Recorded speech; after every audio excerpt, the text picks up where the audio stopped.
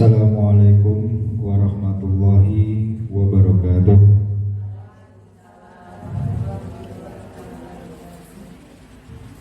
Bismillahirrahmanirrahim. Alhamdulillahirabbil alamin wa bihi nasta'in wa ala umuri dunya waddin wa ala alihi. Amma ba'du. Yang saya hormati Ibu Kepala Sekolah SDN Kali Barwetan, yang saya hormati calon guru penggerak angkatan ke-7, dan yang kami hormati pula Bapak Ibu Dewan Guru SDN 4 Kali Barwetan.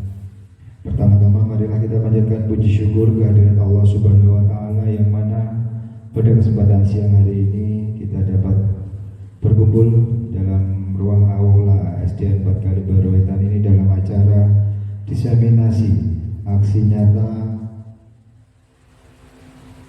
budaya positif modul 1.4 di SDN 4 Kali Barwetan. Yang kedua, salawat serta salam marilah senantiasa kita panjatkan kehadirat junjungan kita Nabi besar Nabi Muhammad SAW yang senantiasa kita impikan syafaatnya kelak di yaumul qiyamah. Amin. Bapak Ibu yang kami hormati, adapun acara pada siang hari ini tersusun sebagai berikut. Yang pertama, pembukaan. Yang kedua, sambutan kepala sekolah. Yang ketiga, acara inti yang nanti akan dipandu langsung oleh calon guru penggerak, dan acara yang terakhir doa penutup. Marilah kita buka acara pada siang hari ini dengan bacaan suratul Fatihah dengan harapan mudah-mudahan acara ini berjalan lancar hingga dengan akhir nanti. Al-Fatihah.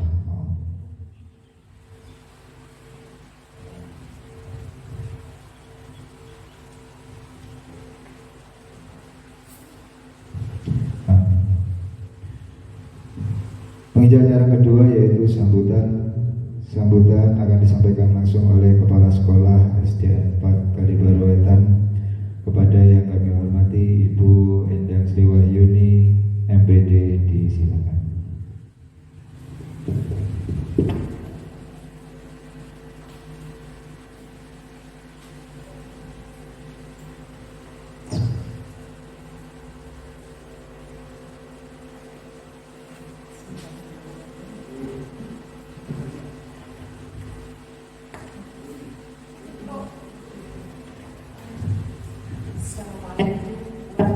Warahmatullahi wabarakatuh.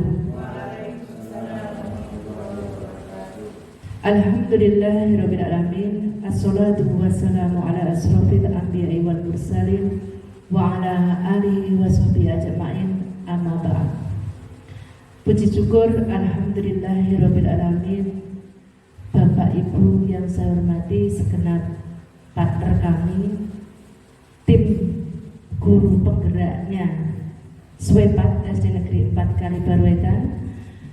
Syukur yang tiada terukur pada siang ini Bapak Ibu kita semua bisa duduk bersama dalam forum diseminasi calon guru penggerak angkatan ke-7 tentang budaya positif, yang mudah-mudahan apa yang nanti dijadikan materi diseminasi bisa menjadikan bekal untuk kita semua bagaimana memanage, bagaimana memfasilitasi anak-anak kita di SWEPAT ini.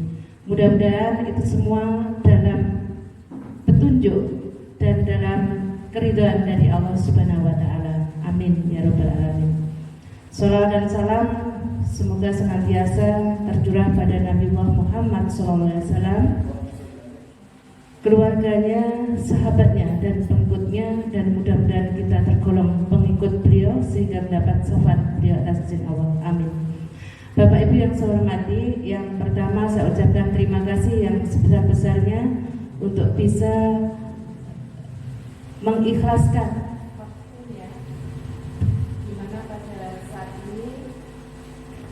panjenengan yang seharusnya bisa mengerjakan tugas administrasi yang menjadi tanggung jawab sebagai wali kelas maupun guru mapel, namun kali ini diminta oleh JGP untuk bisa mengikuti apa yang akan didiseminasikan. Mudah-mudahan Bapak Ibu sekali lagi keikhlasan ini menjadi suatu hal yang sangat bermanfaat untuk kita semua, khususnya anak-anak kita. Untuk itu harapan saya selaku Kepala Sekolah di SDN 4 Kalibaruetan nanti, silahkan panjenengan berperan aktif dalam diseminasi ini ketika nanti ada sesuatu hal yang perlu didiskusikan, sehingga ke depan kita bisa benar-benar mengimplementasikan apa yang menjadi wacana sekaligus menjadi ilmu kita untuk bisa memberikan yang terbaik sebagai dasar di mana pembelajaran sekarang itu sudah berpusat pada siswa. Dengan harapan itu sekali lagi keaktifan panjenengan nanti diharapkan. Yang selanjutnya mohon maaf apabila nanti dalam penyajiannya atau dalam sesuatu yang sudah kita lewati nanti kurang berkenan. Selamat berdiseminasi, mudah-mudahan benar-benar kita ikuti dengan sesama dan kita rasakan keberkahannya. Billahi fisabilillah. Assalamualaikum warahmatullahi wabarakatuh.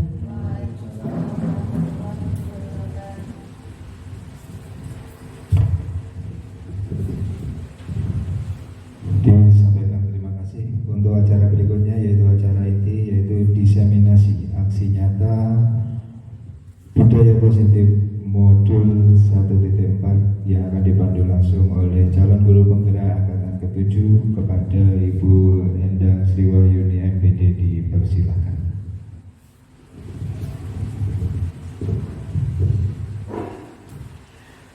Terima kasih Bapak Ibu.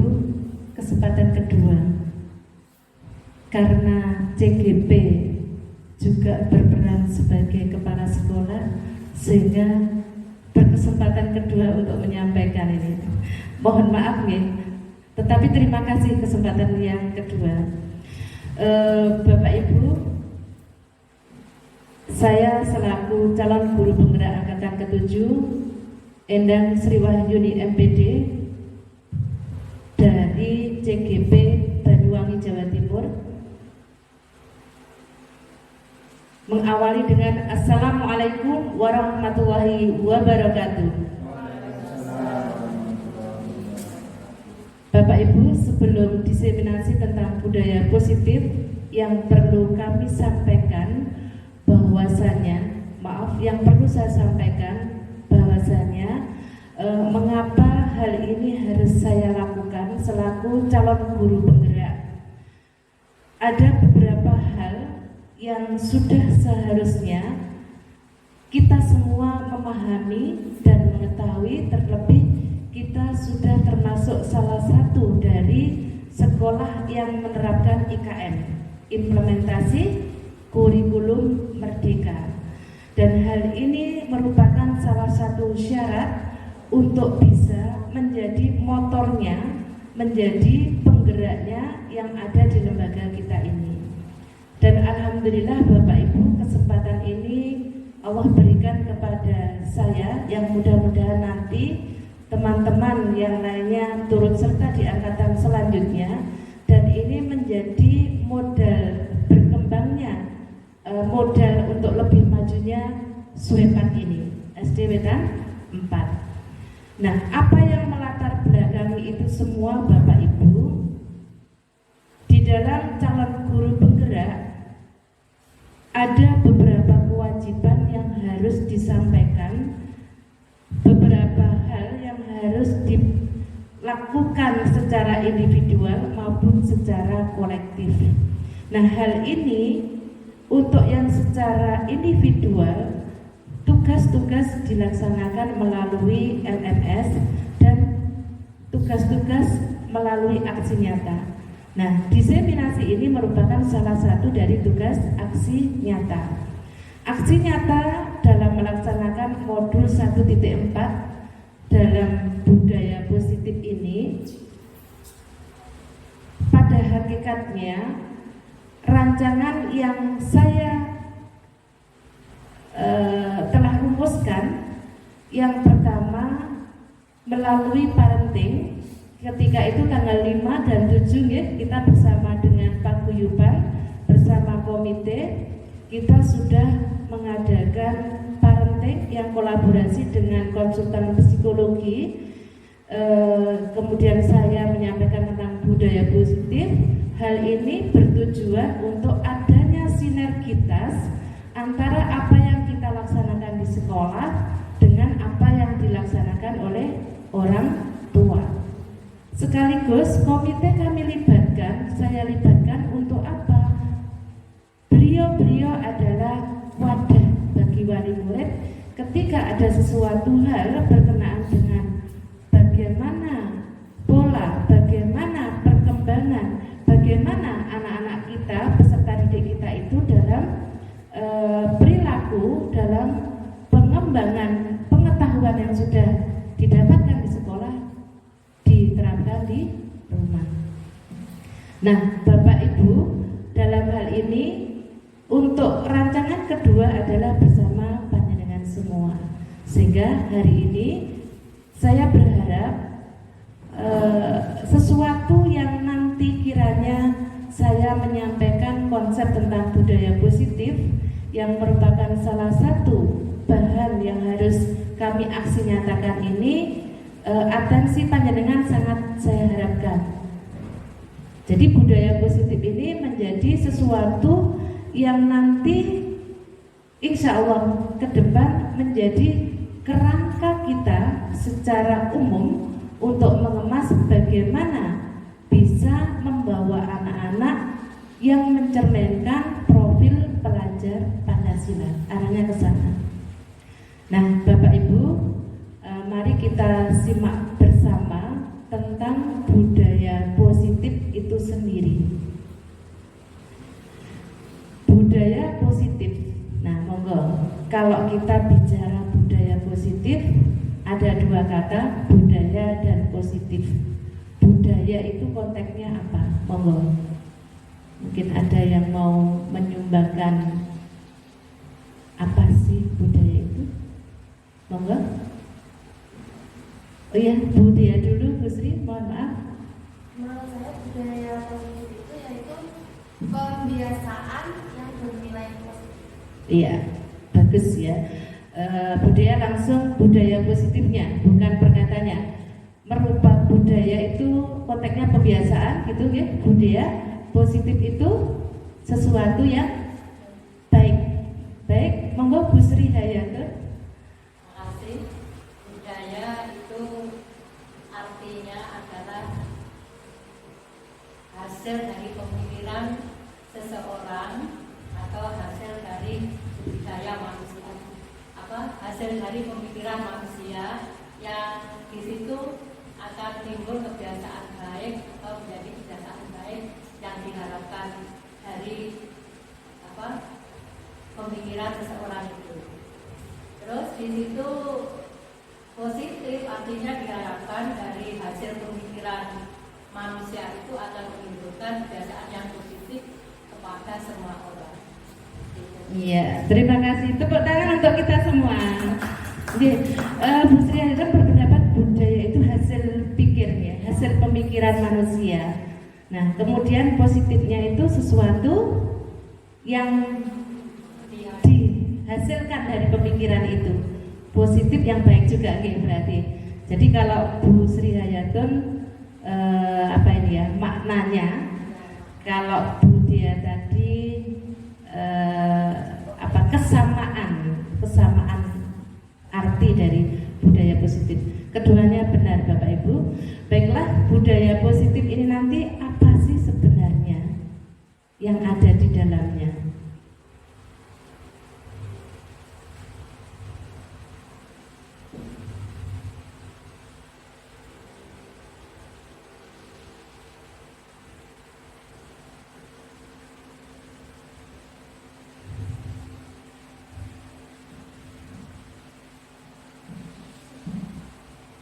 Nah, sebelum ke budaya positif, kita sebenarnya sudah ya berperan ini. Siapa ini? Kita semua Bapak Ibu ya. Kita semua. Wah, ini kalau melihat profilnya Swepat berbudaya dalam konteks seni ya. Kapan Bapak Ibu kita melakukan ini, masih ingat? Ketika momen iya Hari Pahlawan. Termasuk budaya positif napa mboten? Oh, positif juga. Ini profil kita. Saya kenalkan, inilah keluarga besar kita, kami Swepat. Nah, Bapak Ibu, sebagaimana tadi yang sudah kita diskusikan berkenaan dengan budaya positif, bagaimana budaya positif dalam menciptakan suatu lingkungan positif yang terdiri dari warga sekolah yang saling mendukung, saling belajar, saling bekerja sama sehingga tercipta kebiasaan-kebiasaan baik. Dari kebiasaan-kebiasaan baik akan tumbuh menjadi karakter-karakter baik warga sekolah, dan pada akhirnya karakter-karakter dari kebiasaan-kebiasaan baik menjadi budaya positif. Yang perlu kita lihat adalah diagram Venn di sini, Bapak Ibu. Budaya positif terbangun dari yang warna kuning ini apa Bapak Ibu? Lingkungan positif. Nah, tadi kalau disampaikan budaya itu pembiasaan. Positif itu sesuatu yang baik. Bu Sri menyampaikan kalau budaya itu hasil pemikiran manusia dan hasil pemikiran itu sesuatu yang baik. Kalau kita memang berkeinginan membangun sebuah budaya positif di Swepat, di Wetan 4, maka kita harus melangkah apa dulu? Lingkungannya dulu yang kita garap. Apakah lingkungan yang sudah kita ciptakan itu sudah menunjukkan sesuatu yang positif, yang baik yang dimaksud itu? Bagaimana menurut panjenengan? Sudahkah positif yang sudah kita kondisikan, kita bangun di lingkungan kita? Sudah. Oh sudah. Yang berpendapat sudah. Monggo yang mana? Oh Bu Sri lagi, monggo Bu Sri.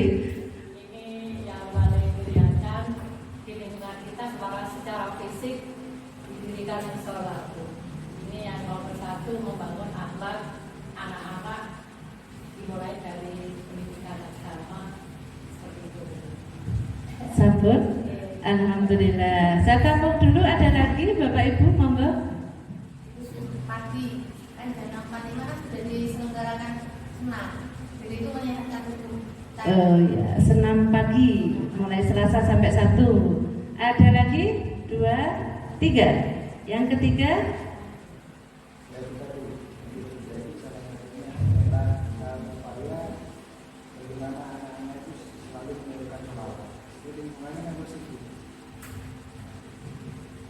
Sambut Pak Fauzan. Yang ketiga bersolawat. Yang keempat masih ada lagi? Monggo Bu Sri Rezeki. Berdoa bersama. Oke. Keempat, kelima ada lagi? Oh ya, Bu Salma. Senam bersama kan dimulai pada jam 6.45, anak-anak lebih disiplin, jadi anak-anak berangkat lebih pagi dari rumah. Jadi sebelum ada senam, anak-anak ada yang berangkat. Sekarang dengan ada senam, anak-anak lebih disiplin, tepat waktu. Karena kalau tidak disiplin, anak-anak akan diberi sanksi. Diberi sanksi, ya. Jadi untuk yang keempat ya ini tadi masuknya lebih awal dari biasanya. Jam 6.45 anak sudah siap untuk senam pagi. Masih adakah yang menyampaikan? Baik, dari 4 hal, yang pertama tentang sudah ada fasilitasnya musola. Nah, musola ini sarana pokok yang dulu menjadi impian kita. Masa sholat aja berada di dalam kelas dan di sudut lagi nduwelik lek sholat. Alhamdulillah Allah memberikan kesempatan kepada para donatur untuk bisa membangun musola.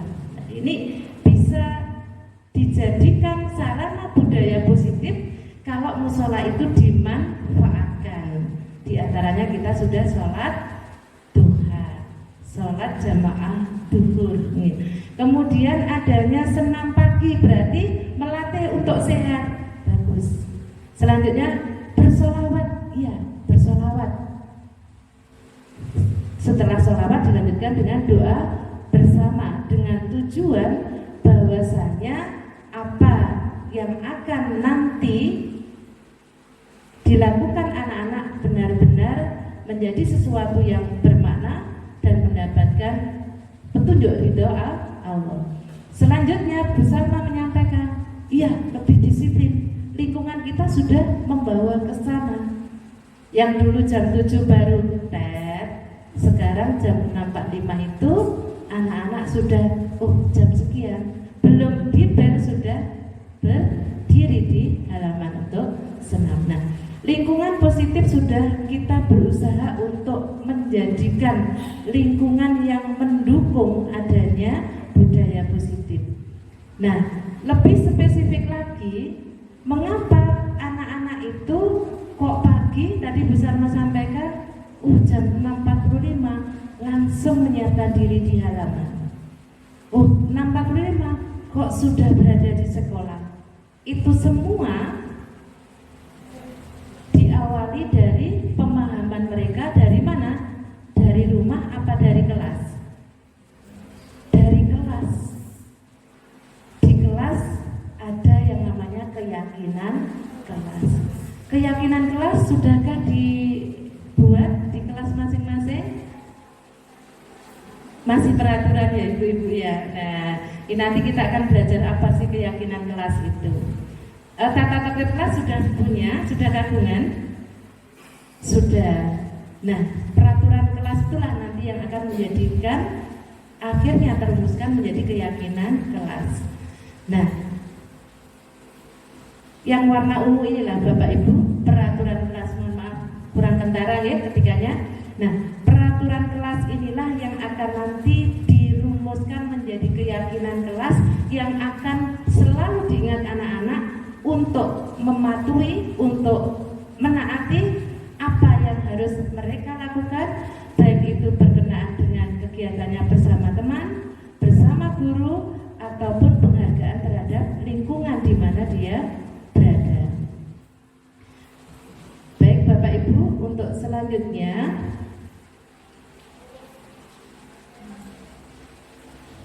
mengapa budaya positif?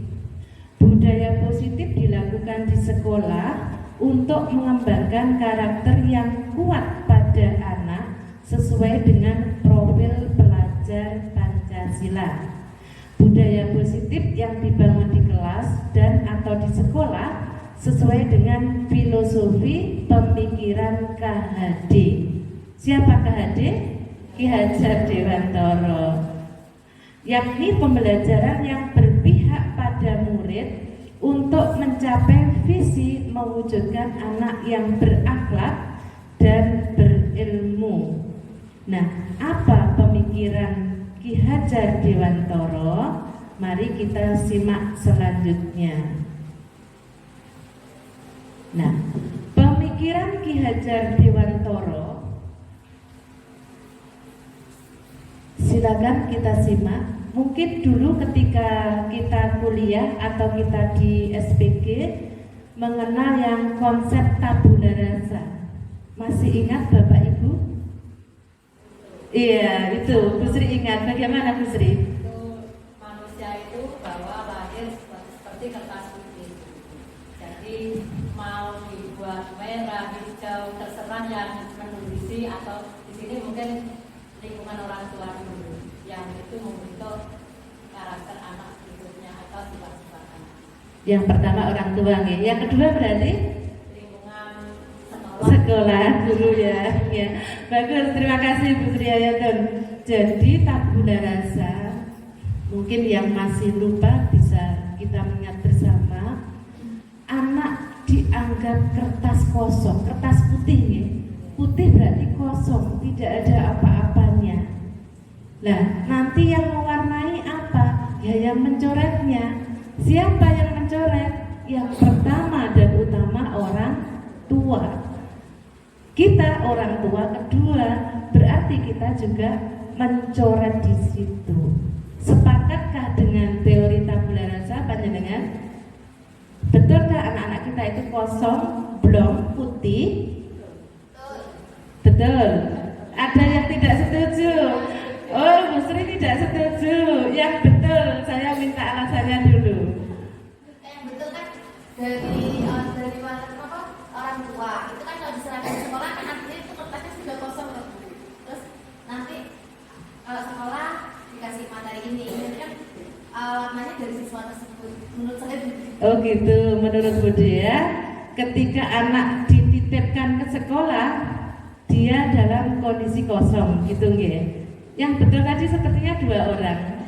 Satunya siapa, monggo? Bu Sarah, kosong apa? Betul apa salah tadi? Menurut saya anak itu tergantung dari anak itu sendiri.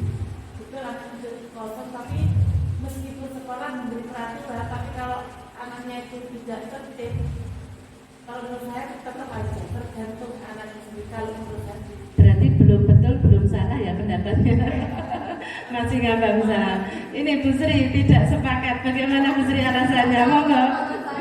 Tidak apa-apa, monggo diskusi bersama. Jadi kalau menurut saya manusia lahir itu sudah ada membawa gen pembawaan, apa punya karakter yang memang dari sananya yang utama. Mungkin yang kedua yaitu tadi kita tidak boleh menganggap itu kertas putih karena memang betul baru lahir itu lihat bayi itu seperti belum bisa apa-apa, tapi itu sudah punya kodrat yang memang sudah melekat dari yang Maha Kuasa. Hingga kita nanti mewarnai itu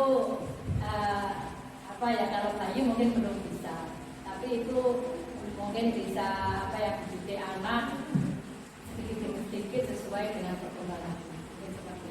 Begitu ya. Terima kasih Bu Sri, luar biasa ini. Memang Bapak Ibu ya, ilmu SPG-nya Bu Sri ini masih terngiang di sini, dan itu memang harus kita kaji bersama. Kalau kita ingin menjadi pendidik yang baik itu ya Bu Sri ya, harus tahu ini ya. Karena memang modal dasar ini Bapak Ibu. Kalau tadi disampaikan bahwasannya teori tabula rasa itu seperti kertas kosong. Loh, anak baru lahir itu kan sudah mempunyai gen, betul, gen ya. Jadi sifat-sifat orang tuanya sudah melekat pada dirinya. Dia sudah punya warna belum? Sudah punya warna apa belum? Sudah punya warna di situ ya. Sudah ada coretannya apa belum? Sudah. Ya. Dari sononya, siapa sononya? Ya dari gen, yaitu dari sang kolek, sang penciptanya. Yang kedua nama Bu Sri tahu? Sekodrat itu ya. Iya, betul Bapak Ibu. Ini kalau kita melirik dari pemikirannya Ki Hajar Dewantara Bapak Ibu, pendidikan menuntun kodrat murid dengan segala kodratnya agar tidak salah arah. Dari sini berarti anak kita itu kosong, apa sudah berwarna tadi? Sudah tapi nggak kelihatan. Oh iya, sudah tapi belum, bukan tidak kelihatan tapi belum kelihatan. Oh ya bener orang tuanya dulu begini. Kita tidak boleh juga langsung memvonis mesti podo karo sama dengan orang tua. Itu juga tidak diperkenankan. Nah, anak secara alami mempunyai yang disebut kodrat alam. Jadi kita ini dalam membelajarkan, dalam membina, mengasuh, mendidik, kita harus pendidikan ini menuntut kodrat murid. Kodratnya apa? Ada kodrat alam yang disebutkan Bu Sri dan kodrat zaman. Sekarang dia berada di zaman yang mana? Kalau di zamannya Bu Endang dan Bu Sri 40, 50, 60 tahun yang lalu sama apa berbeda dengan panjenengan yang masih muda-muda ini? Jelas berbeda. Dulu kita disuruh belajar laptop, untuk bisa IT sulit apa mudah?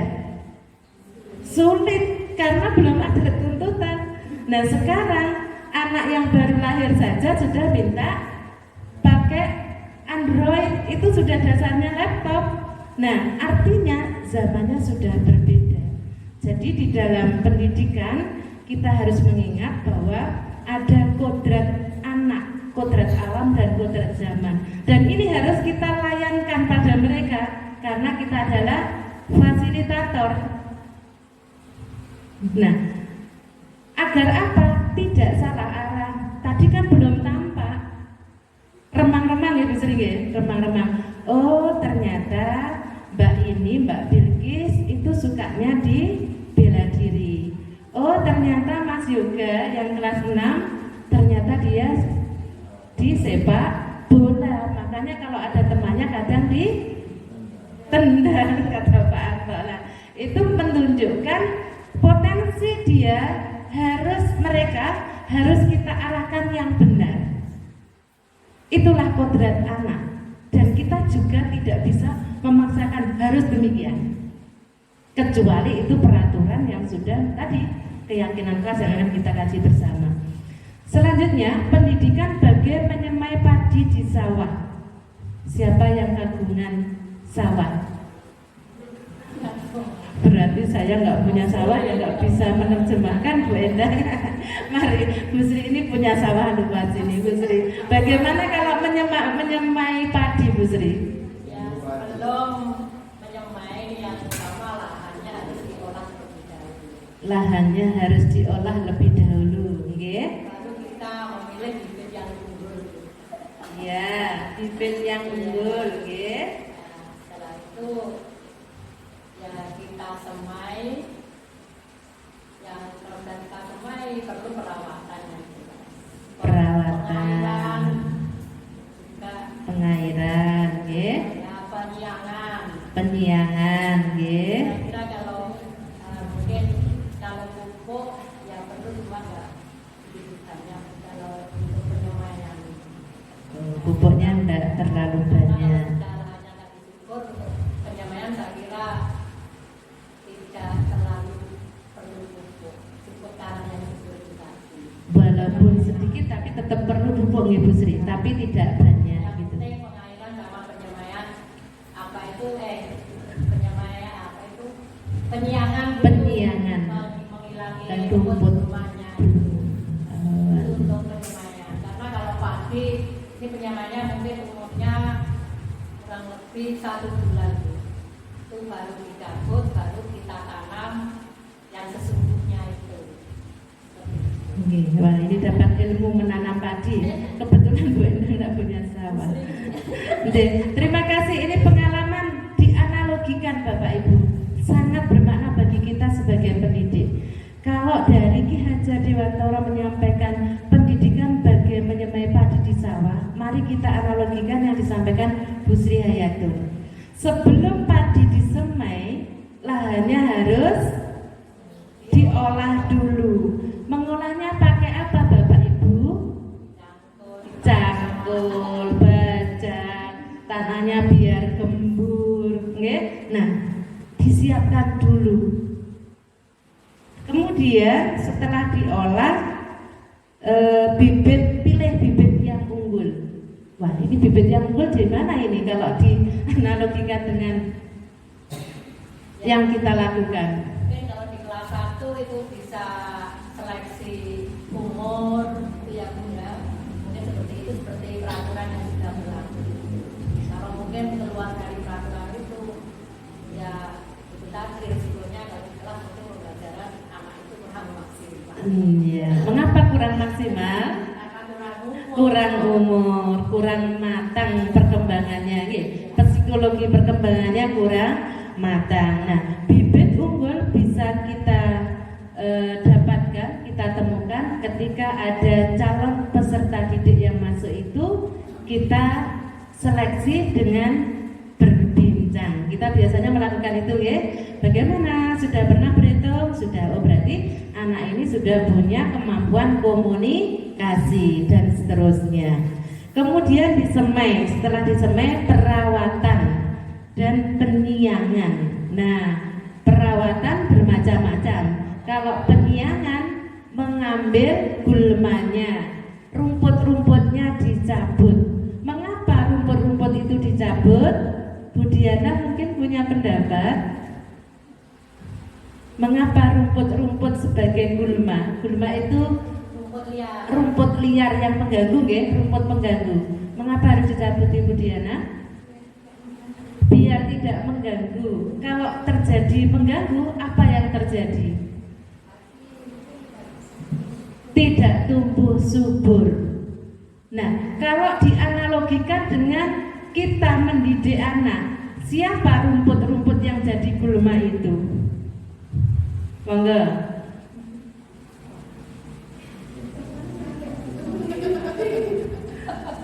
Siapa yang dimaksud rumput-rumput atau gulma? Monggo. Nggih, Bu Sri lagi monggo. Pertama ini bukan teman ya, mungkin teman nanti bisa itu. Mungkin dari akhlak yang menyimpang itu, mungkin apa malasnya anak atau mungkin bukunya kurang menunjang seperti itu. Mungkin kalau yang lain dari lingkungan orang tua yang mendukung seperti itu bisa. Sampun Bu Sri? Ya, ada lagi apa yang berperan rumput-rumput itu? Bu Mira, ada pendapat? Seperti malasnya anak-anak kelas, terus sikapnya saya sama temennya itu juga mungkin kebiasaannya sering lupa bawa buku.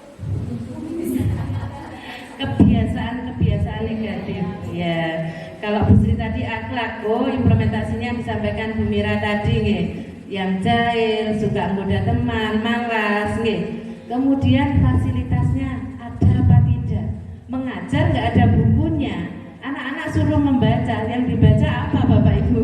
Nggak ada, nggih. Jadi fasilitas juga mendukung. Nah, karena itu semua mengganggu, nggih Bu, nggih, Bapak. Kalau mengganggu berarti harus dihilangkan. Bagaimana caranya? Tunggu selanjutnya. Nah, menyiangi, menghilangkan yang negatif.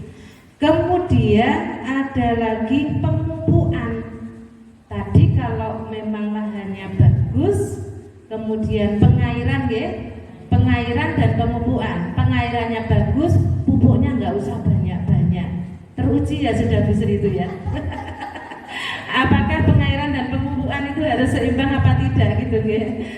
Gitu, ya. Paling tidak pengairan dan pemupukan itu harus terjadi gitu, ya Bu Sri. Kalau di padi hanya kadarnya yang berbeda tergantung dari kondisi tanahnya dan bibit unggulnya. Nah, pengairan dan pemupukan di sini kalau dianalogikan dengan yang kita lakukan apa Bapak Ibu? Bapak-bapak belum berbicara ini. Memberi bukti yang positif. Monggo, silakan acungan jari. Ada Pak Fauzan? Tadi kan setelah disemai, kemudian ada penyiangan, ada pengairan, ada pemupukan untuk perawatannya. Nah, sekarang antara pengairan dan pemupukan, kalau dianalogikan dengan kita sebagai pendidik, karena tadi Ki Hajar Dewantara menyampaikan pendidikan bagian menyemai padi di sawah. Tindakan apa yang menunjukkan itu tadi? Iya, Pak Anta ulangi. Transfer ilmu, transfer knowledge. Ada lagi? Saya tampung dulu. Pak Fauzan tadi mau menyampaikan? Belum. Oh, sama dengan Pak Anta. Ibu-ibu monggo. Enggak, monggo Bu Sri. Ya, kita harus konsisten memberi materi sesuai kurikulum atau sesuai apa ya? Ya juga kurikulum itu sesuai rencana pembelajaran kita dengan sungguh-sungguh. Berarti tindakan kita, ya? Iya. Tindakan kita. Itu tindakan kita. Nah, sudah tanahnya bagus, bibitnya unggul, pengairan cairannya tidak terjadi. Apa yang terjadi? Kering. Akhirnya tidak mencapai tujuannya, tidak dipupuk, bisa tumbuh ya, tapi tidak maksimal. Nah, sama halnya kalau tadi Pak Anto transfer ilmu bagus, itu salah satu, karena sekarang juga banyak sumber ilmu yang di luar guru. Ini kita harus juga punya wacana, punya sesuatu hal yang kita pikirkan bahwa sekarang sumber ilmunya anak bukan satu-satunya dari kita, dari guru. Sehingga jangan heran ketika nanti anak bertanya, kita belum tahu, lebih tahu dulu anak-anak. Nah, kembali ke yang disampaikan Bu Sri tadi, ya bagaimana kita itu tadi memberikan fasilitas pada anak, sudah sesuaikah dengan rancangan kita? Oh, hari ini matematika, waktunya apa, kelas 5 Bu Mira? Waktunya bangun ruang. Bangun ruangnya tidak ada.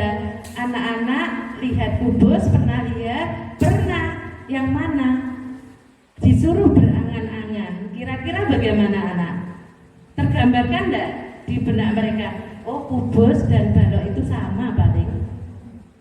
Nah, kita menyediakan media belajar sesuai rencananya awal. Jadi pengairan dan pemupukan itu adalah dianalogikan tindakan kita bagaimana bibit unggul ini bisa berkembang, berisi ini pengetahuannya yang nanti ditunjukkan dengan keterampilan mereka.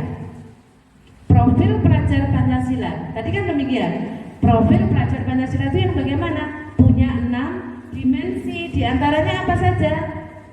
Mandiri, ya kan? Kolaborasi dan banyak lagi. Yang ketiga, menuntut. Yang kedua sudah bisa diterima Bapak Ibu? Sudah, bagus. Terima kasih. Yang ketiga, menuntut dengan menerapkan sistem AMONG. Nah, ini sering ketika kita evaluasi, kita bincangkan apa sistem AMONG. Bu Dewi, Bu Sri dulu, monggo. Tidak apa-apa, monggo Bu Sri, monggo. Senang saya Bu Sri. Iya, ingat sosok tulodo. Tepuk tangan untuk kita semua. Wah, Pak Fauzan tidak paham apa itu ingat sosok tulodo. Bahasanya Jawa halus banget ya. Mungkin ada yang bisa bantu Bu Sri menguraikan apa ingat sosok tulodo. Monggo Bu Dewi. Nah, ini Jawa tulen. Ya, di depan memberikan contoh.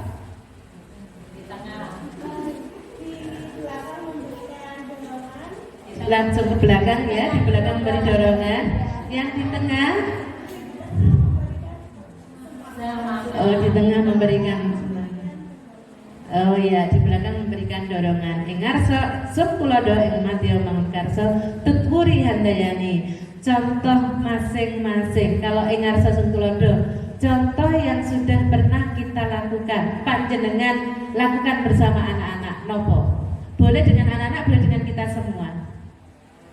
Monggo, monggo Bu Sri. Monggo. Ya, yang simpel aja ya Bu ya. Yeah. Kita cara berpakaian aja, setiap hari kita memberi contoh sesuai peraturan yang berlaku seperti itu, atau apa ya, kita bicara kita di depan anak-anak itu. Kadang kita saya sendiri asal enggak kasar, cuma kita seminimal mungkin apa ya, menghilangkan kata-kata yang kasar. Mungkin kita terlalu beri contoh yang baik, atau kita terlalu beri contoh salam kepada anak-anak lalu masuk di kelas. Dari penampilan dulu kita contoh yang baik kepada anak-anak.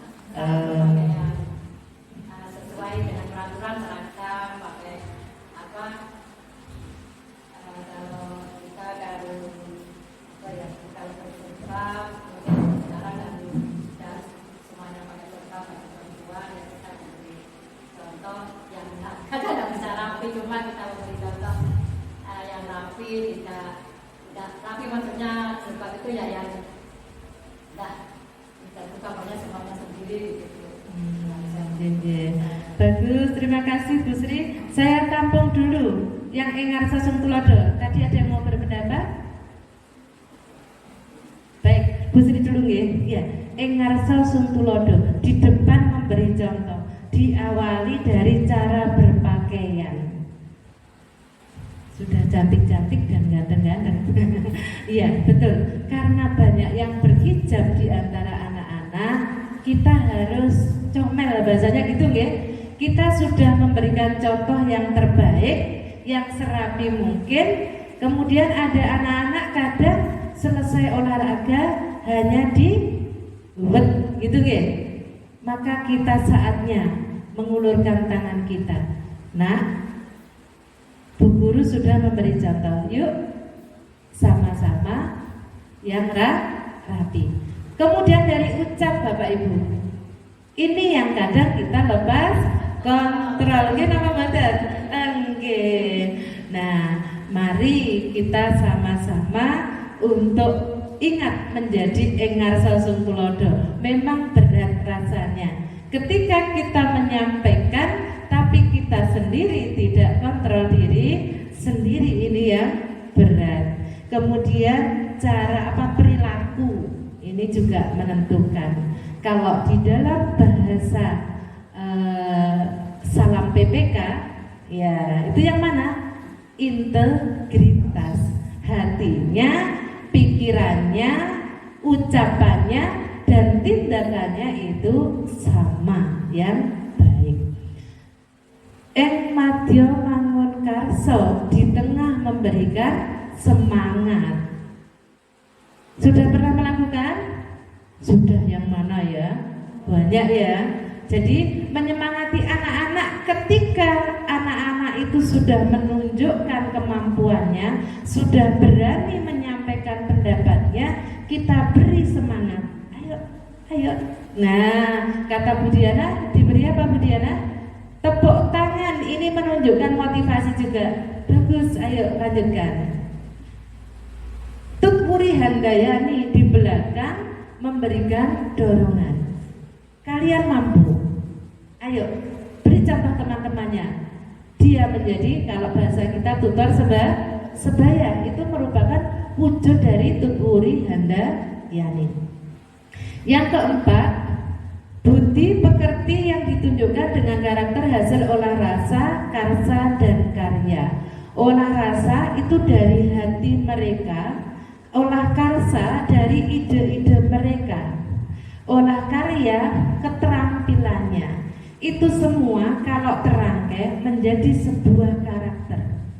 Karakter ini dibangun di mana? Madrasah pertama adalah orang tua, madrasah kedua di sekolah ini. Nah, inilah kita harus punya panggilan jiwa bahwa kita di sini ini berperan sebagai orang tua mereka. Apakah rela anak kita dicubit? Dicubit rela mboten? Wah, anak saya kalau rewel ya saya cubit Bu Enda. Tapi apakah rela kalau dicubit orang lain? Mboten. Nah, sebaliknya anak kita sekarang kalau kita beri kasih sayang, dia akan menjadi insan yang lembut. Tapi ketika itu kita beri sesuatu yang keras, apa yang terjadi? Hati mereka juga keras, sulit diingatkan. Selanjutnya, pendidikan menghamba pada murid dengan murid sebagai pusat pembelajaran. Sudahkah kita benar-benar memberi fasilitas murid untuk bisa mengembangkan potensinya? Contoh, kalau tidak begini, salah anak-anak. Matematika misalkan, cara menyelesaikan soal cerita berisi tentang KPK atau FPB. Caranya anak pakai tabel, ada yang pakai kelipatan, ada yang pakai cara yang lain. Bu guru punya cara harus pakai kelipatan. anak yang mengerjakan dengan cara tabel, boleh apa tidak Bapak Ibu? Boleh. Nah, ini jadi fasilitasi mereka, kembangkan mereka kemampuannya. Kita mengarahkan hubungannya dengan yang pertama tadi. Bisa diterima Bapak Ibu? Baik. Selanjutnya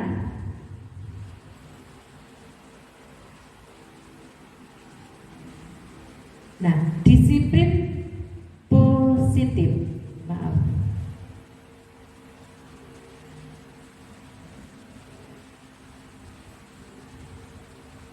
Disiplin positif merupakan bentuk kontrol diri untuk mencapai tujuan mulia, mendapatkan nilai-nilai kebajikan.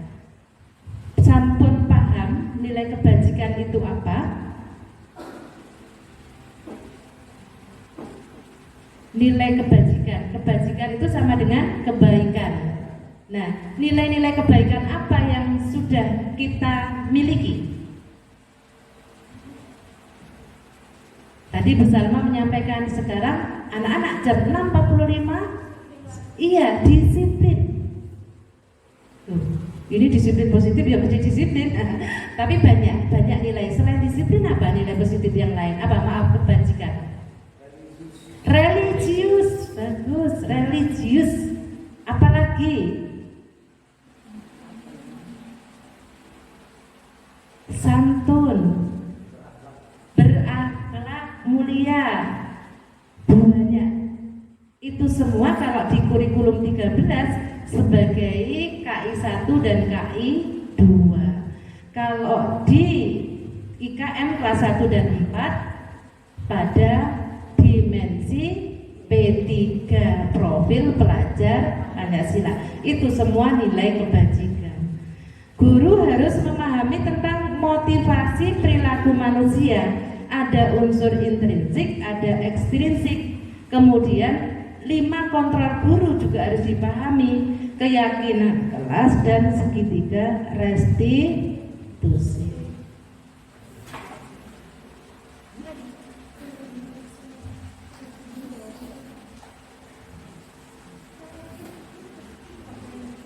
Nah, Bapak Ibu, bagaimana 5 motivasi kontrol guru itu?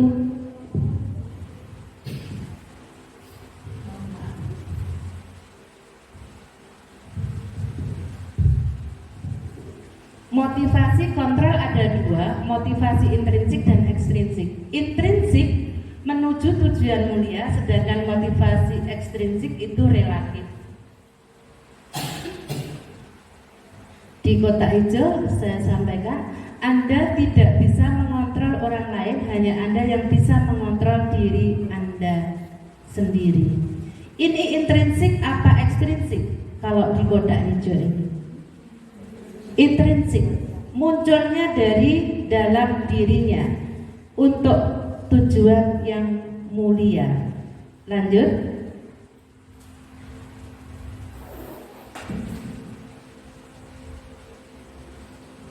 Nah, 3 motivasi perilaku manusia. Tadi ada motivasi intrinsik, ada motivasi ekstrinsik.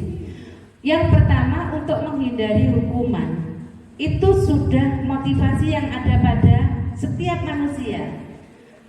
Nanti kalau saya datangnya terlambat, aduh anak-anak sudah berada di depan. Secara mental kita sudah terhukum belum? Sudah terhukum, sepedanya tidak bisa masuk. Gitu ya Bapak Ibu? Termasuk saya, kadang tidak bisa masuk karena memang kesiangan. Dan merasa tidak nyaman itu semua. Ini motivasi perilaku manusia. Sehingga orang selalu ingin mencari nyaman. Udah taruh sepedanya, kita menyelinap di anak-anak. Itu mencari kenyamanan kita. Anak-anak juga demikian. Wow, sudah mulai senam. Tasnya langsung dibawa lari masuk kelas. Tidak ada bu guru yang pikir, nah tasnya ditaruh di sini, senamnya di sebelah utara. Nyaman apa tidak anak? Tidak nyaman karena dia merasa, wah saya nanti pasti dapat hukuman. Yang kedua, untuk mendapatkan imbalan atau penghargaan dari orang lain. Apapun yang dilakukan dia kebanyakan mengharap nanti Bu Guru mesti memuji saya, tapi itu harus diminimalkan. Dan setiap orang itu pasti ada harapan sekecil apapun. Hanya tuntunan di agama kita jangan sampai ke riya, kan demikian. Yang ketiga, menjadi orang yang mereka inginkan dan menghargai diri sendiri dengan nilai-nilai yang mereka percaya. Menjadi orang yang mereka inginkan. Dia ingin diakui apanya?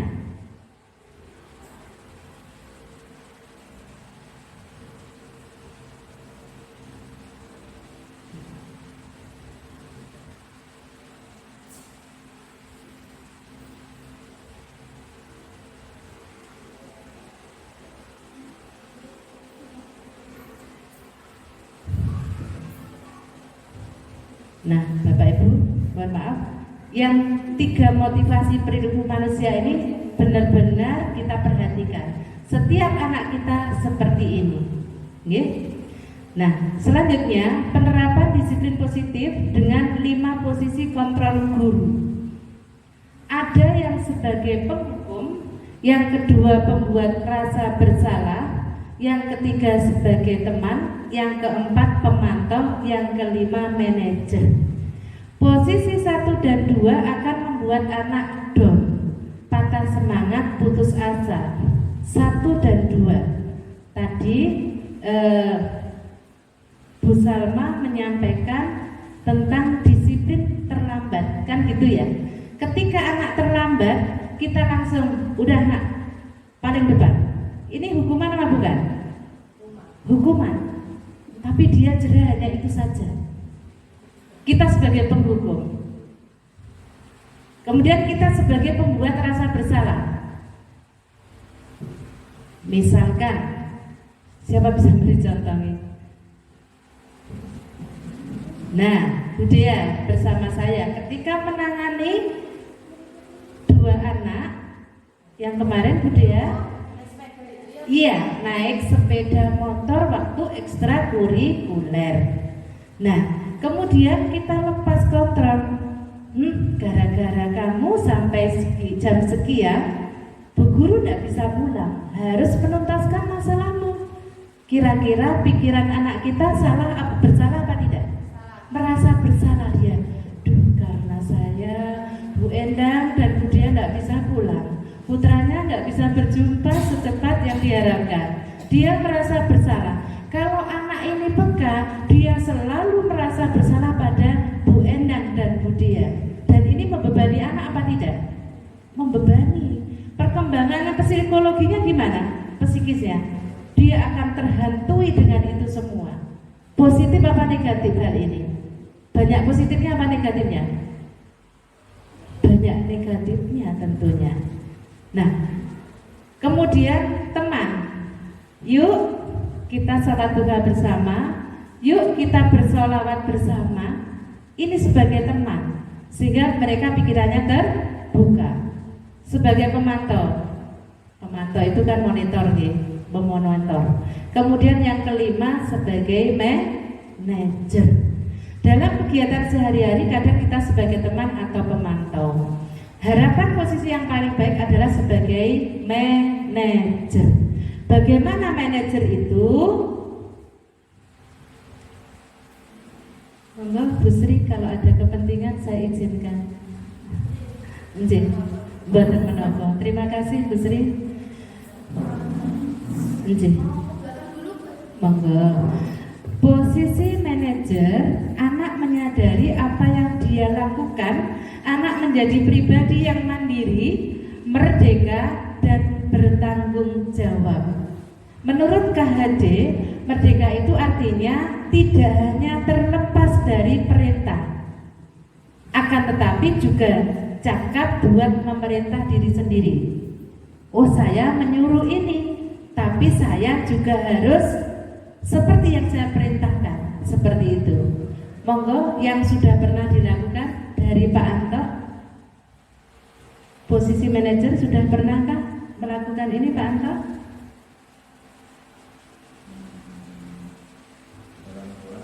Di dalam kelas ya.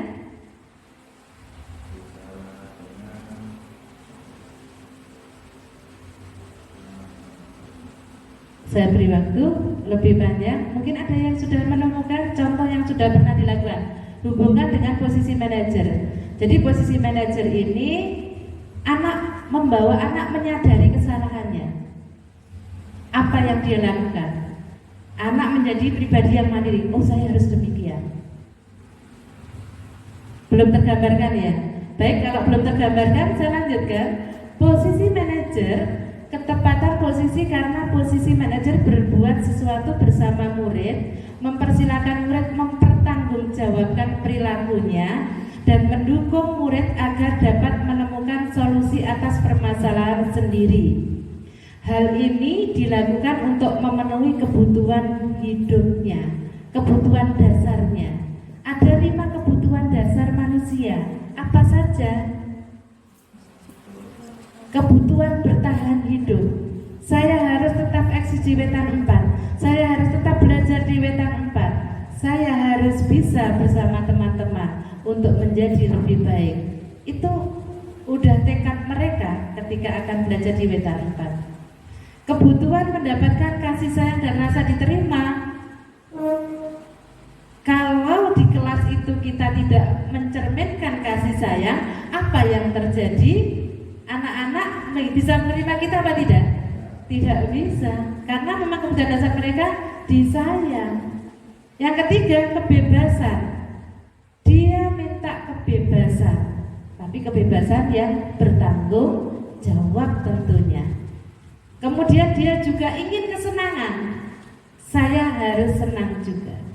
Makanya anak-anak, Pak, pinjam bola, mencari kesenangan. Setelah disalurkan, dia selesai, ya sudah akan kembali. Penguasaan, dia harus diakui bahwa saya itu mampu. Saya itu punya kekuatan. Saya bisa menunjukkan saya bisa. Itu 5 kebutuhan dasar manusia. Posisi manajer ini bisa digambarkan pada, nah ini Bapak Ibu.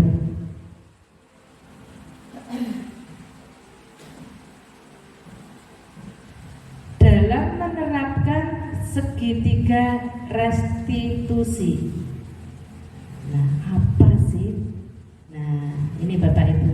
Mohon disimak sebentar. Pak Fauzan, mohon tolong dijeda biar absen dulu nih. Bisa dimas. Sudah 1 jam. Cuma materinya belum saya tuntaskan ya. Mohon absen dulu Bapak Ibu biar dan.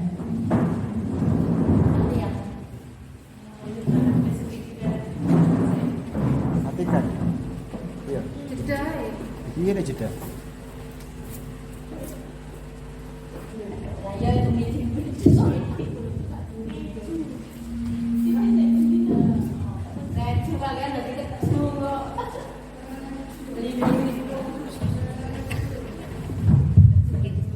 Baik Bapak Ibu, kita lanjutkan ya, closing sebentar. Bapak Ibu masih ingat yang diagram pertama tadi, bahwa budaya positif itu dari lingkungan yang positif.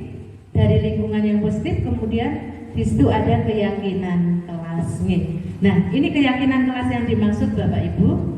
Keyakinan kelas untuk menangani kesalahan anak menggunakan segitiga restitusi. Apa segitiga restitusi? Ini nanti akan ada videonya Bapak Ibu.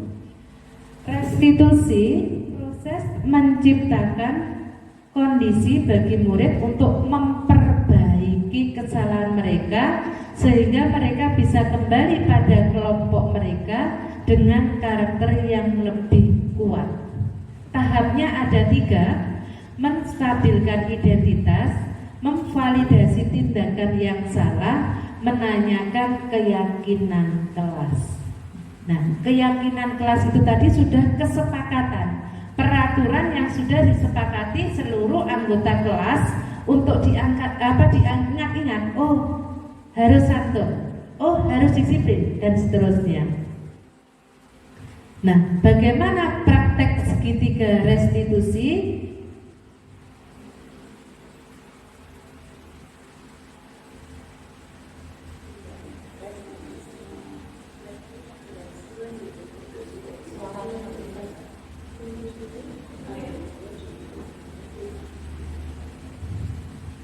Segitiga restitusi menanamkan salah satu cara menanamkan disiplin positif pada murid sebagai bagian dari budaya positif di sekolah.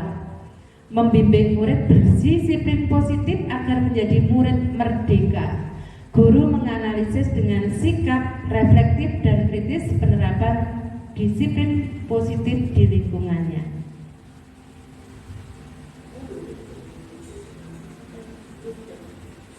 Nah, ini Bapak Ibu, segitiga restitusi. Yang pertama menstabilkan identitas, yang kedua validasi tindakan yang salah, yang ketiga menanyakan keyakinan kelas. Bagaimana validasi tindakan kelas itu? Setiap tindakan dilakukan dengan suatu tujuan, yaitu memenuhi kebutuhan dasar. Contoh tadi anak yang naik sepeda motor, dia ingin apa naik sepeda motor? Apa Bu Dea kemarin ketika ditanya, mengapa kamu naik sepeda motor? Orang tuanya nggak ngantar Bu, saya kan ingin ekstrakurikuler. Selain itu dia senang nggak naik sepeda motor? Senang, kebutuhan dasarnya ingin rasa senang. Pasti dia punya alasan. Guru berawal memberi stimulus respon, kemudian proaktif, diberi rangsangan ya Bapak Ibu. Bagaimana penerapan segitiga restitusi?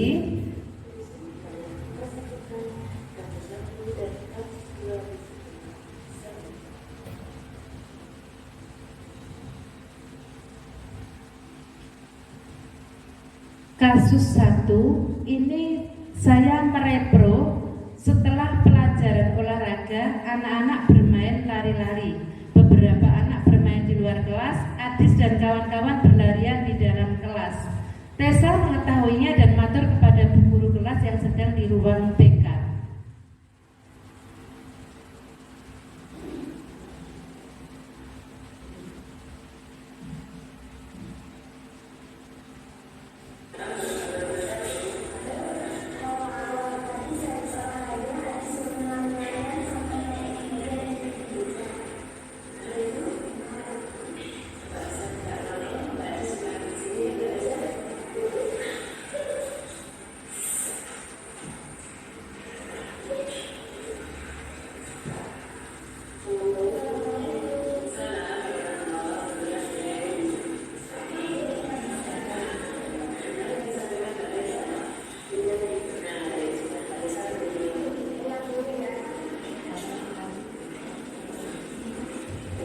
Nah, tahap pertama tadi apa Bapak Ibu? Menstabilkan identitas.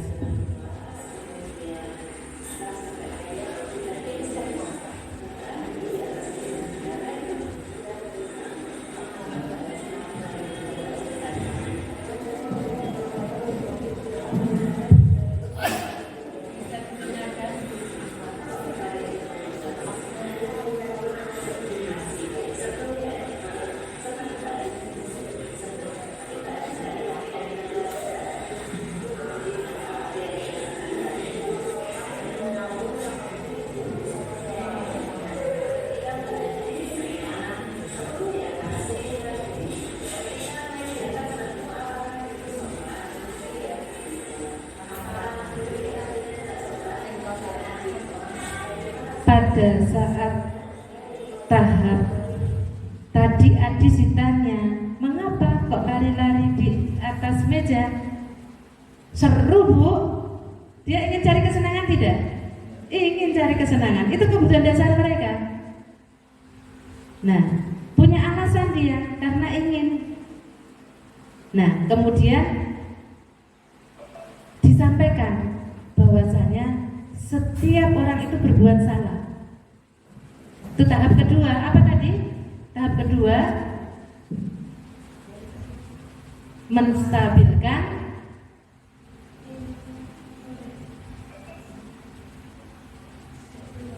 apa tadi Bu Diana? Tindakan. Nah, setiap orang pernah berbuat salah. Kemudian dihubungkan dengan keyakinan kelas. Nah, keyakinan kelasnya apa?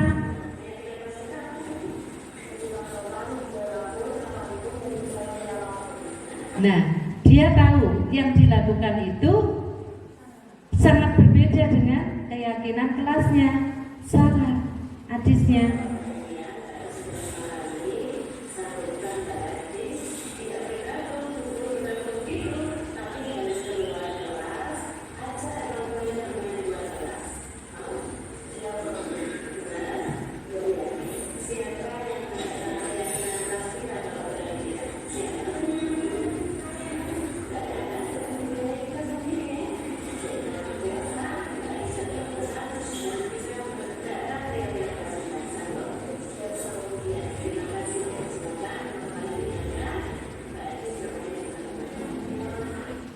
Apakah Adi sadar kalau salah? Sadar. Saya harusnya bagaimana? Dia tidak mengulangi, dia akan menyampaikan pada teman-temannya yang sama tadi, jangan mengulangi berlari-lari di atas meja kelas. Nah, ini contoh segitiga restitusi Bapak Ibu. Harapan saya selaku CGP, monggo kita belajar bersama, panjenengan menerapkan juga bersama anak-anak. Apakah tidak boleh keren Bu Endang? Ya boleh. Suatu saat kita butuh itu. Tapi langkah-langkah segitiga restitusi inilah yang akan membantu kita menjadikan anak ini menjadi yang bertanggung jawab. Makanya kemarin ketika kita diskusi evaluasi itu disampaikan bahwasannya kadang anak itu tidak paham apa yang dilakukan itu. Mengapa Bu Guru memanggil, mengapa harus di depan, itu tidak paham karena tidak mendudukkan pada masalahnya. Nah, Bapak Ibu, untuk selanjutnya keyakinan kelas ini bisa dilakukan secara optimal apabila sama-sama menyadari, sama-sama menjalankan dengan baik. Dari kesimpulan dari semua yang sudah kita bicarakan, yang pertama, teori stimulus respon kurang efektif. Yang stimulus respon itu yang tadi Bapak Ibu, ketika kita begitu anak itu salah, kemudian anak ini kita beri stimulus rangsangan. Nah, rangsangan dari kita, internal apa eksternal? Dari siswa eksternal. Iya, dia nanti ketika tidak kita beri stimulus respon, dia akan kembali ledor, kurang efektif. Yang kedua, teori kontrol, penghargaan dan hukuman hal yang merugikan murid. Teori kontrol, penghargaan, kita berapa kali memberikan penghargaan pada anak? Apakah anak ini konsisten dengan yang kita hargai? Ketika tidak memberi penghargaan, apa yang terjadi? Belok apa lurus anak-anak cenderungnya? Belok lagi. Makanya di sini disampaikan hukuman juga demikian. Ketika tidak menghukum, aduh Bapak Ibu guru sudah tidak menghukum, ya sudah, berarti boleh. Ini yang dikatakan merugikan murid. Posisi kontrol menghukum dan konsep hukuman penghargaan solusi kurang efektif. Posisi manajer dan segitiga restitusi cara terefektif untuk membawa murid bertanggung jawab, disiplin dan merdeka. Monggo kita sudah punya ruang BK yang bisa membantu untuk bisa menselaraskan ini. Saya berharap selaku CGP ilmu ini tidak hanya saya terapkan, tapi monggo diterapkan kita semua. Sepakat Bapak Ibu? Sepakat. Terima kasih. Dan nanti perubahan ini akan menuju ke apa yang disebut visi sekolah kita. Visi saya sebagai guru penggerak menjadikan, mewujudkan murid berakhlak dan berilmu. Kita sudah punya pembiasaan-pembiasaan yang sudah kita tanamkan untuk menjadi disiplin positif, menjadikan lingkungan positif sudah kita usahakan, namun belum optimal. Jangan berhenti di sini, monggo kita lanjutkan. Saya kira itu Bapak Ibu, terima kasih dan matur nuwun atas semuanya. Mungkin ada yang perlu disampaikan di akhir ini? Satu ucapan atau kalimat untuk berkomit bersama? Monggo dari siapa? Untuk budaya positif kesanggupannya di sekolah kita.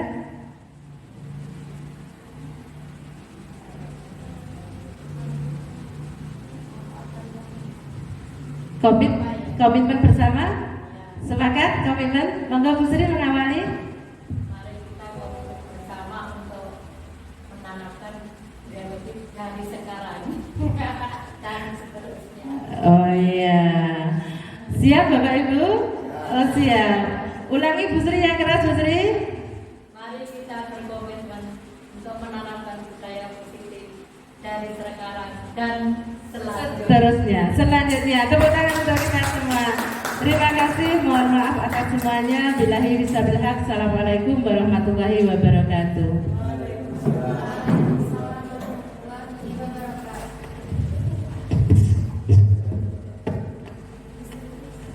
Disampaikan terima kasih. Mudah-mudahan pemaparan dari Ibu Endang Sri Wahyuni ini bisa bermanfaat. Sedang dipimpin oleh Bapak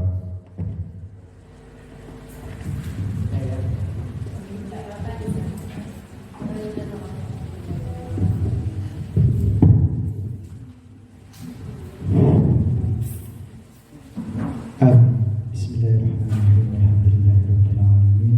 Wa sallallahu alaihi wa sallam Muhammadin karimin wa tayyibin wa ala alihi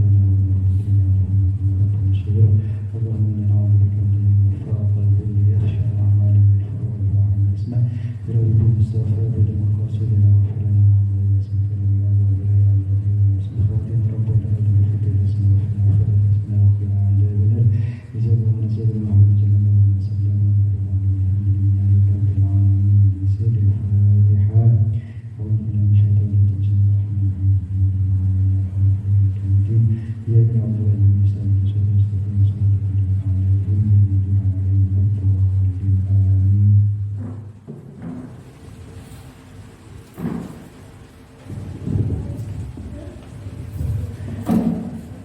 Baik Bapak Ibu, dengan berakhirnya doa, berakhir pula acara diseminasi aksi nyata budaya positif modul 1.4 di SDN 4 Kalibaruetan.